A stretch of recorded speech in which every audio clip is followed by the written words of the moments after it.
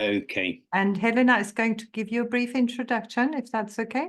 Yes, thank you.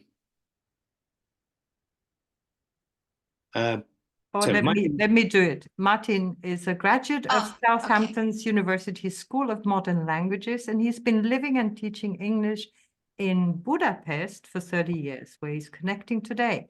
Martin has taught in higher and secondary education, as well as helping numerous private students. Martin now spends the majority of his time promoting Quiz42 in schools in and around Budapest at English language conferences and through social media. Without further ado, over to Martin. Great. Thank you very much for the introduction. Yes, I started teaching English about 30 years ago and have been doing so ever since. A few years ago, I came up with an idea for something which I thought would be a great help for people, well, like all of you, teaching English, people who just want to have a little bit of fun while they're learning. And that's when I came up with the idea for Quiz42. It's actually, we call it Quiz42. I think you'll see why as we go along, hopefully. I know we haven't got too long, so I'd like to get straight into an introduction of the platform. So hopefully you can see my screen now. This is the dashboard that you get to when you've registered onto Quiz42.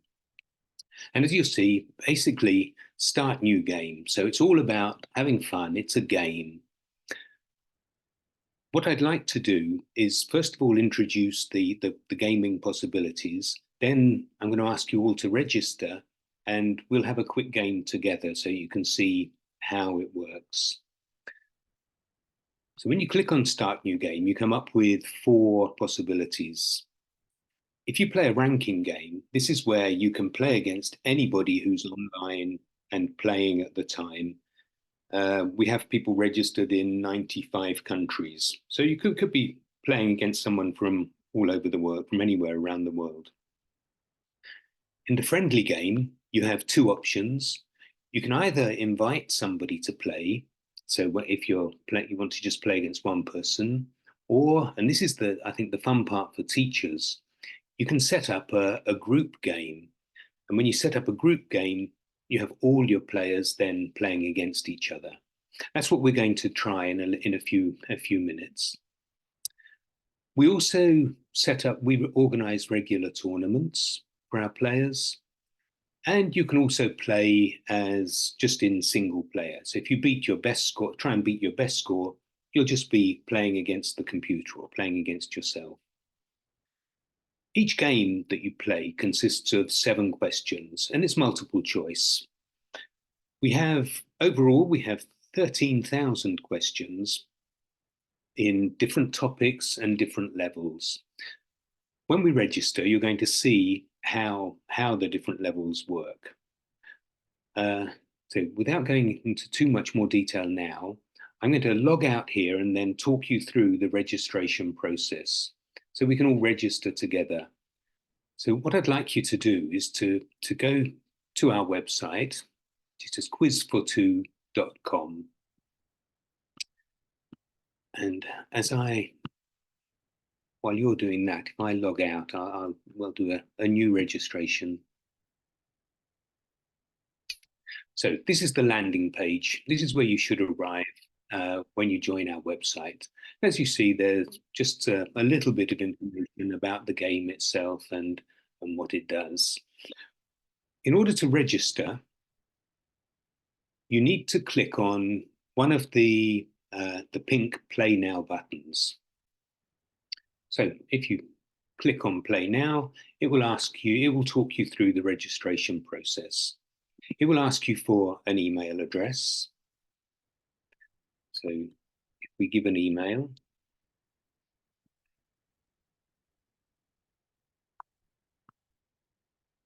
it will then ask you for your name.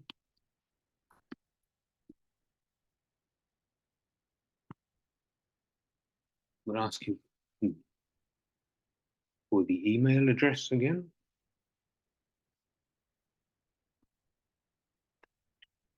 because it recognized my name. And then it will ask you for a password, which can be any password. You just have to give a password, and then you can register. Now, once you register, you're given a couple of options. You can either go straight to the dashboard, or ideally, you should take the level test. This takes about 2 or 3 minutes, but it sets the level so that every time you come back and play, you'll be playing at the right level. You won't have to start with the easy questions from level 1. But if your students are level 1, then obviously they can start from the very beginning. You'll see that we start with some very simple questions.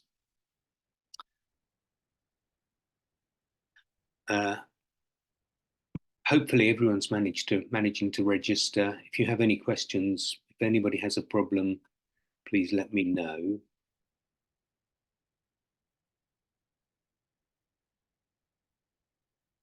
So it takes you through. Wondering whether we can do a tournament. We've got Yeah. a few in the text chat who are actually signing up as well. Once we've set up, once we've all registered, and once everybody has managed to take the level test, then we're going to start a game. And you'll see how we play against each other. So I'm sort of rushing through these a little bit. Hopefully you're all taking the level test now, and will be able to see roughly how things work. So the window, here we go. Things are starting to get a little bit more difficult. So we moved on to level 3. We've got the passive. All of our questions are broken down into categories. So we have, as I said, we have 4 levels, and within each level there are 20 to 25 categories and at least 100 questions. Let's see what happens if we get one wrong. If you learn something, so it should be by heart, but we'll go by head, and we'll see how this affects us. So we're on to the final level. So hopefully everyone is playing now.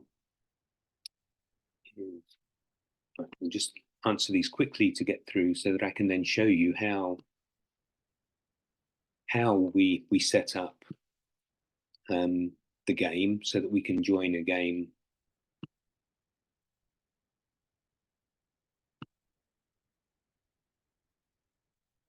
So once you've finished the level test, it shows you the level that we think you have achieved. So here, because I made a lot of mistakes in the level 4 part, but got most of the questions right in level 3, it's telling me that I can move on to level 4 because I've satisfied the criteria for level 3. So now if we go back to the dashboard, now I'm going to set up a game where we will all be able to join the game and start playing against each other. If you have a look around the dashboard, the colorful Q button will always bring you back here. So if you navigate away, you can always come back here by clicking on the Q button. We have lots of achievements. You earn points, you earn coins. On the subject of coins, everything is free. So Quiz42 is a completely free platform. We'd like to keep it that way. The idea is that we reach out to a lot of countries around the world where people quite simply wouldn't be able to pay to use it. So we're trying to keep it free, which we've managed to do so far. Now I'm going to set up a new game.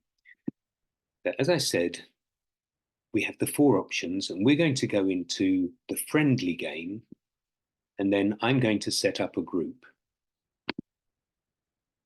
Oops, sorry, I put it too quickly there.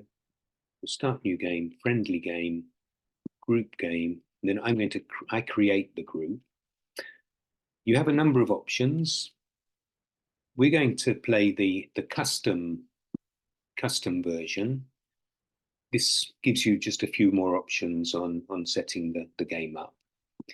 You have to give the group a name. We'll call it edtech. And should we have a go at level 3? And then, as I said, this is where you can also choose the category of. So if you've been, for example, learning, should we have a look at some phrasal verbs? If you've been teaching phrasal verbs, you can set the category for phrasal verbs, and then all the questions will be on phrasal verbs. If you just want to have a bit of fun with your students, you can leave it as all categories, and then things will come, the questions will come randomly from within this, this category. We're not going to set a limit, but we will set, I normally set a time limit, and we set the time for 10 minutes. I'm not sure we'll have enough time to finish the game like this, but that at least gives us time to see how things work. And then you simply create the room. Now for you, or for your students when you're playing, you have to follow more or less the same steps. So you start new game, friendly game, the group game, and then find the room. You can either then write in the code, or if you find, the list of rooms that are available should come up. And if you just click on the edtech room, you'll automatically join the game. So hopefully we should have some people joining soon. So yeah, people are starting to come into the game. And then if you click on, once you're in the room, if you click on start game, you should search for an opponent, and we should come up with someone that you've been drawn up against. Doris, hi. You have. Do you have to go through the first 4 levels to actually get there? No. That's for why. If you take the level test, you don't go through all the different levels. So we're looking at phrasal verbs. So if you make a mistake, cross it out. I can't seem to find the room for some reason. It should be the top one. If you go back into, if you start new game, friendly game, group game, and then find room. And it should be the top one in the list. I got it. Thank you. Fantastic. You just click on that and then start game. He took up gardening when they moved out of the city.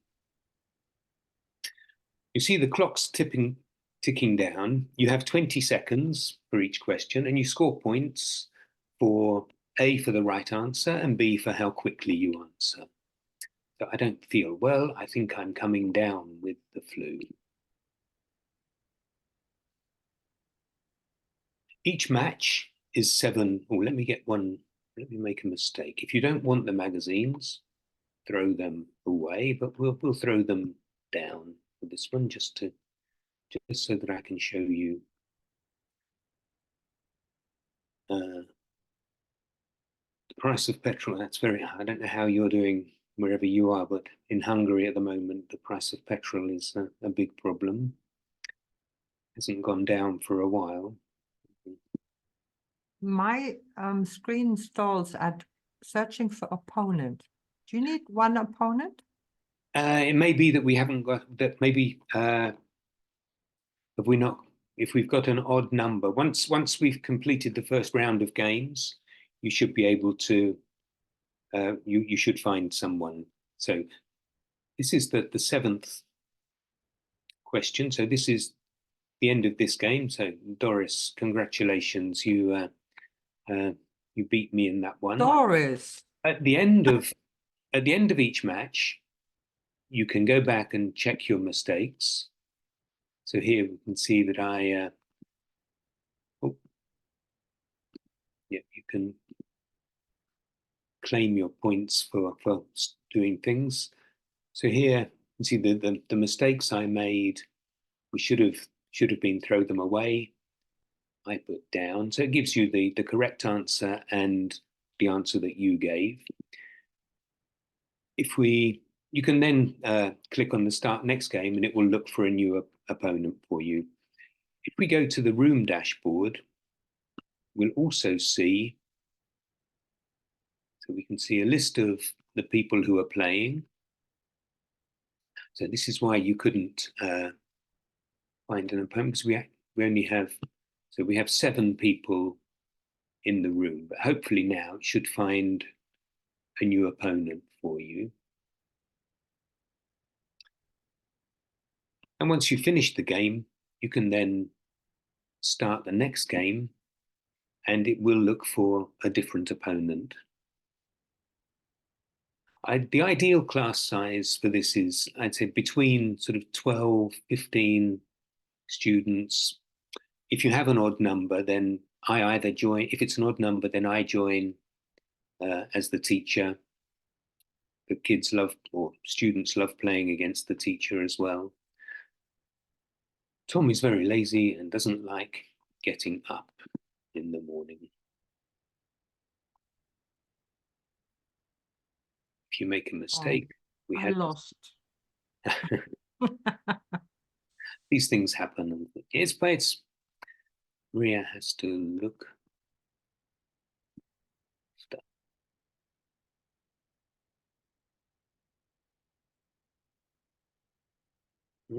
Fell over the bag that his sister had left.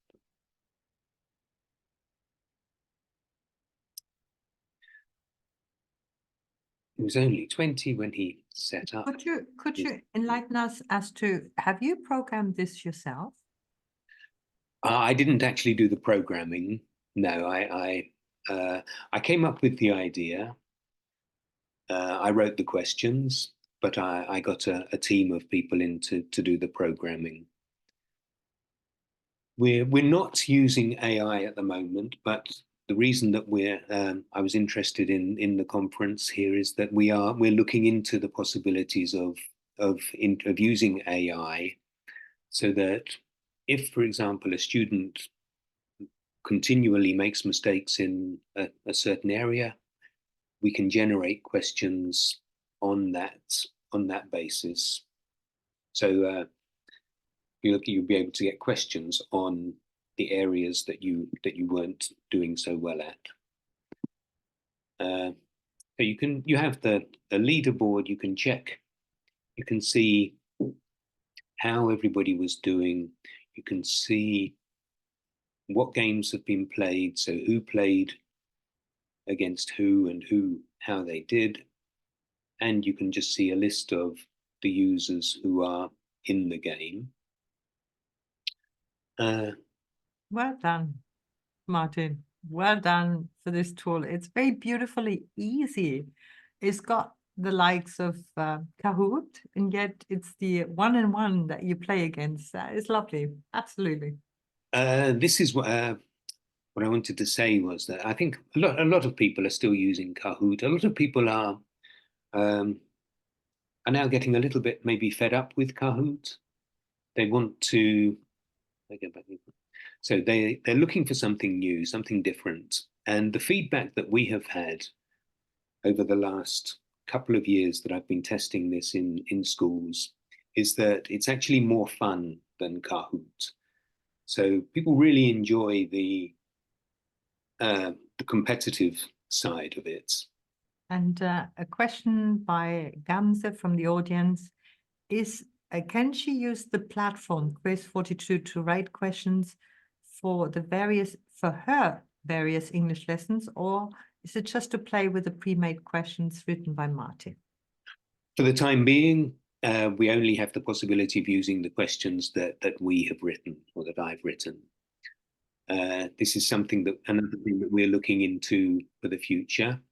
We would like to offer that possibility for A, for people to be able to write their own questions, and B, for us to then be able to use those questions ourselves. So we would obviously monitor the questions. It's a tricky question, this one. One thing that a lot of people have told me about their problems with Kahoot and Quizlet are that when anybody can put questions there, they're not really well monitored, and so there are a lot of questions slip through the net, and you're not sure that you're getting that the material you're using is actually that accurate. And what participant limit is there with your game? What? Sorry, I missed that. The limit, the maximum amount of participants. There's no maximum. Mm-hmm. The most we've had playing at any one time was, I think it was 105 in one school. Oh, well done. It was pretty chaotic, but it was a lot of fun. And you're saying it's free for It's teachers? free to register, free to use. Fantastic. Thank you ever so much for this hard work of yours. Thank you for presenting it here at the EdTech Tools Fest. Thank you for giving me the opportunity. Cheers. Thank you.